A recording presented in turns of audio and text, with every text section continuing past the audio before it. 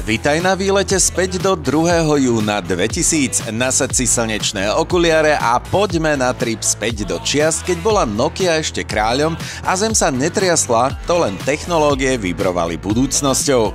Na dvojdňovej konferencii v Moskve sa stretli dvaja mocní muži, Bill Clinton a čerstvo inaugurovaný Vladimír Putin. Rokovali, debatovali, no v otázke americkej protiraketovej obrany si skôr zamávali, ako sa dohodli. Ale v duchu mieru aspoň kývli na spoločné zničenie 34 tón plutónia. To je dosť matrošu na veľmi výbušné večierky. Našťastie išlo o odzbrojenie. Clinton však nelenil, rovno z Moskvy si odskočil do nemeckého Aachenu, kde mu dali cenu Karola Veľkého ako prvému americkému prezidentovi vôbec. Vraj za jednotu Európy a transatlantickú náklonnosť. Takže Bill mal fakt dobrý týždeň. V máji 2000 sa americkí zamestnávatelia rozhodli, nezamestnávať. Zamestnanosť padla o 116 000 miest, prvýkrát od zlatých čias 90s boomu, ako keby si ekonomika vzala sabatikál.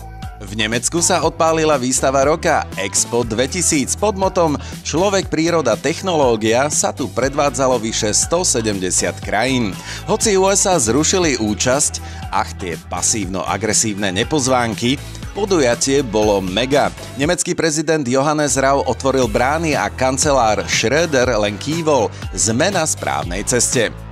Dráma v Luxembursku, škôlka ako rukojemnícka zóna. Po takmer 30 hodinách napätia luxemburská polícia hrdinsky oslobodila 25 detí a 3 dospelé osoby z jaslí. Mission Daycare Rescue úspešne splnená. A čo dnes, o 25 rokov neskôr?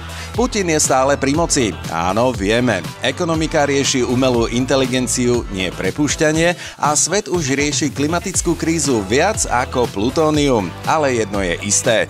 História nikdy nezostarne, len si oblečie nový outfit. Zostaň naladený, zostaň zvedavý, zostaň v čase. Vidíme sa opäť zajtra.